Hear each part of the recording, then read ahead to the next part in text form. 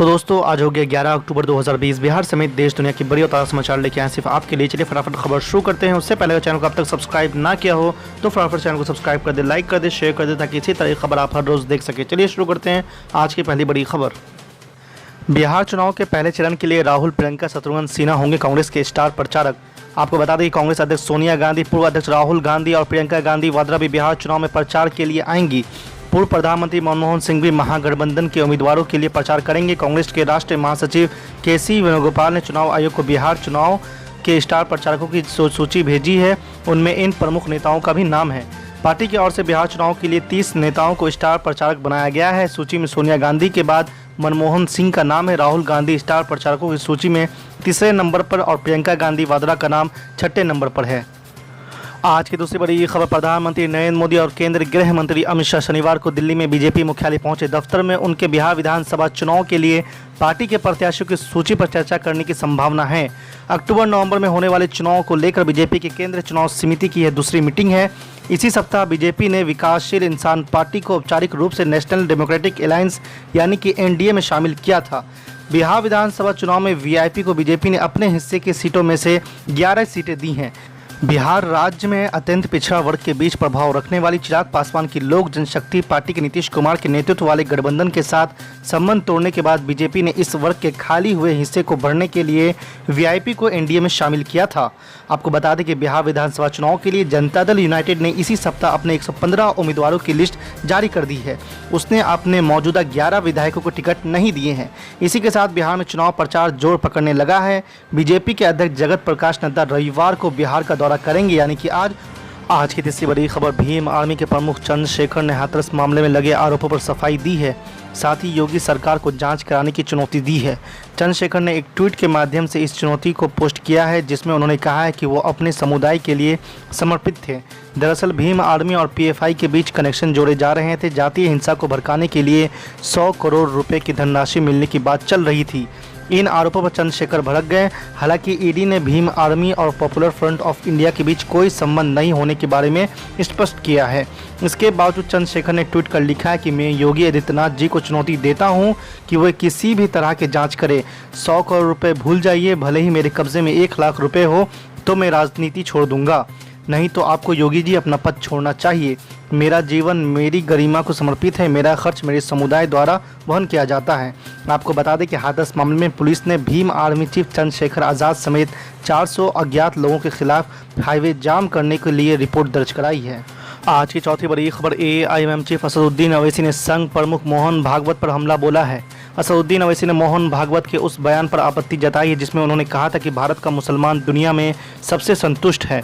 ओवैसी ने इस बयान पर कड़ी प्रतिक्रिया दी है। उन्होंने कहा है कि मोहन भागवत यह ना बताएं कि हम कितने खुश हैं, जबकि उनकी विचारधारा मुसलमानों को द्वितीय श्रेणी की नागरिक यानी सेकंड क्लास की नागरिक बनाना चाहती है। आपको बता दें कि महाराष्ट्र के एक पत्रिका को दिए इंटरव्यू में मोहन भागवत ने कहा था कि सबसे ज़्यादा भारत के ही मुस्लिम संतुष्ट हैं। उन्होंने कहा था कि क्या दुनिया में एक भी उदाहरण ऐसा है जहां किसी देश की जनता पर शासन करने वाला कोई विदेशी धर्म अब भी वजूद में हो। अपने ही सवाल का जवाब देते हुए मोहन भागवत ने कहा था कि नहीं, ऐसा नहीं है, केवल भारत में ही ऐसा है। उनके इस बयान पर असदुद्दीन अवैसी ने सख्त टिप्पणी की है। असदुद्दीन अवैसी ने ट्वीट किया है कि खुशी का पैमाना क्या है, यही कि मोहन भागवत नाम का एक आदमी हमेशा हमें बताता रहा है कि हम बहुसंख्यकों के प्रति कितना आभारी होना चाहिए। हमारी खुशी का पैमाना ये है कि क्या संविधान के तहत हमारी मर्यादा का सम्मान किया जाता है या नहीं। आज की पांचवी बड़ी खबर, बिहार के अमोर विधानसभा के लोगों का अपने ही विधायक पर फूटा गुस्सा। इस वक्त हम मौजूद है भवानीपुर पंचायत गिरवा चौक पे। यहाँ के लोगों से जानने की कोशिश करेंगे कि इस बार जो विधानसभा चुनाव है यहाँ अमोर में खास के यहाँ क्या ऐसे मुद्दे हैं, जो सिचुएशन जो अब तक देख रहे होंगे कि यहाँ पानी भी बहुत ज़्यादा है, बदहाली देख के आ चुके हैं। यहाँ के लोगों से जानना चाहेंगे क्या ऐसा चीज़ है जो होना चाहिए था अब तक नहीं हो सका। तो आइए यहाँ पे कुछ लोग हैं, इससे बात करने की कोशिश करते हैं। तो अब तक जो इस विधानसभा के अंदर कौन ऐसा काम है जो होना चाहिए था जो अब तक नहीं हुआ?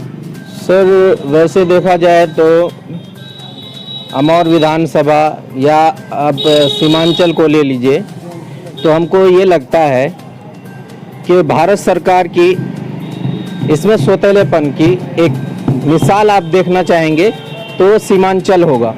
और सीमांचल में भी सबसे पिछड़ा जो इलाका है वो अमौर विधानसभा का इलाका है। सर यहाँ पे बहुत सारी बुनियादी चीज़ें हैं जो अभी तक हो नहीं पाई, जैसे कि पानी का निकासी है वो सही नहीं होने के कारण यहाँ पे हमेशा बाढ़ से तबाही का मंजर होता है।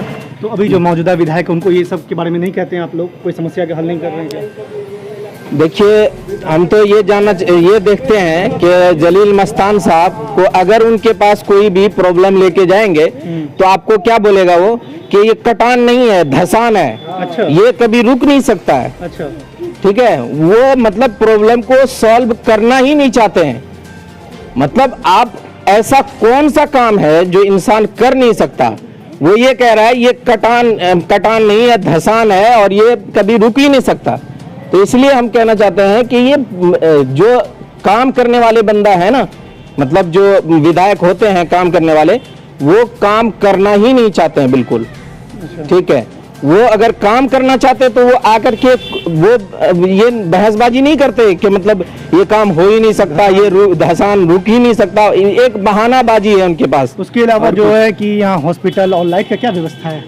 लाइट की व्यवस्था देखा जाए तो ये गिरवा चौक में अभी मैं आपको बता रहा हूँ 4-5 दिन से लाइट नहीं थी यहाँ पे। किस वजह से? कि यहाँ का ट्रांसफार्मर फूक गया था। ट्रांसफार्मर अगर यहाँ पे फूक जाता है तो सबसे पहले तो ये लोग चंदा करते हैं। एक बात बताइए, गांव वाले एक तो बिल भी दें। एक आप देख रहे हैं कि कितना खस्ता इलाका है, ये कितना गरीबी इलाका है। यहाँ पे ये मतलब बिल भी भरें और ऊपर से ट्रांसफार्मर के लिए पैसे, घूस देने के लिए पैसे भी चाहिए इनको, तब ट्रांसफार्मर लगेगा। ऐसे समस्या है यहाँ पे। तो 4-5 दिन के बाद आज थोड़ी सी लाइट आई है। तो अभी जो हाल में विधानसभा चुनाव का ऐलान हो चुका है, तारीखों का भी ऐलान हो चुका है, तो यहाँ विधानसभा चुनाव से अलग अलग नेता आएंगे। तो इस बार क्या लगता है आपको, फिर से जलील मस्तान को कांग्रेस की तरफ से चुना जाएगा या फिर बदलाव की उम्मीद में है जनता?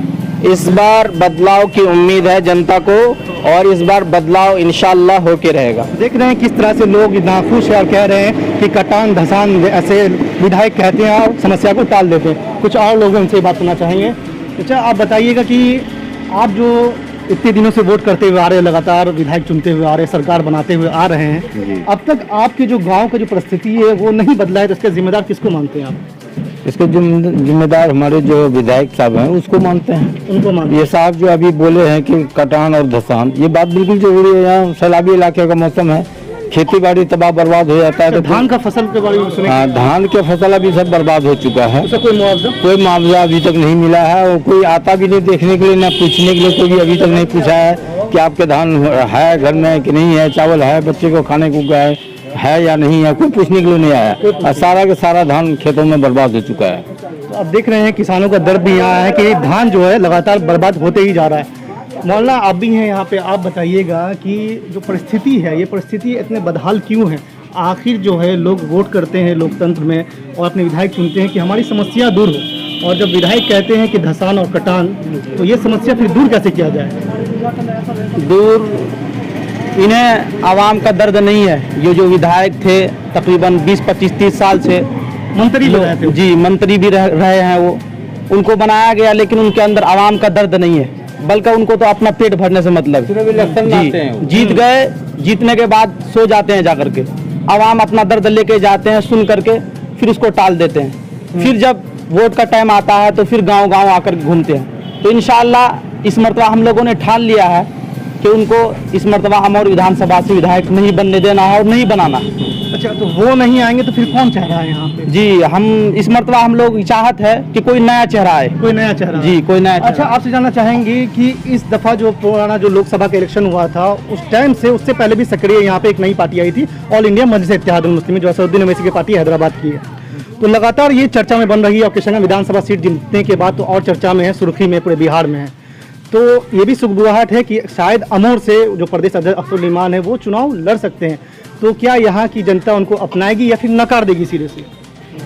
जहाँ तक मेरी राय है वो मैं अपनी राय की तरफ से बता रहा हूँ कि यहाँ से जो मतदान है, ज़्यादातर मतदान MIM के तरफ से है। नहीं, इंशाअल्लाह हम लोग MIM के साथ ही रहेंगे और मुकम्मल तौर पे अगर हम MIM के साथ रहते हैं तो इंशाअल्लाह बीजेपी को फ़ायदा नहीं होगा। अगर इत्तेहाद के साथ, मुकम्मल इत्तेहाद के साथ अगर हम लोग वोट करेंगे तो इंशाअल्लाह बीजेपी को बिल्कुल फ़ायदा नहीं होगा। हम तो तमाम लोगों से कहना चाहेंगे कि इस मरतबा MIM ही को वोट डालें। ताकि बीजेपी को बिल्कुल फायदा ना हो।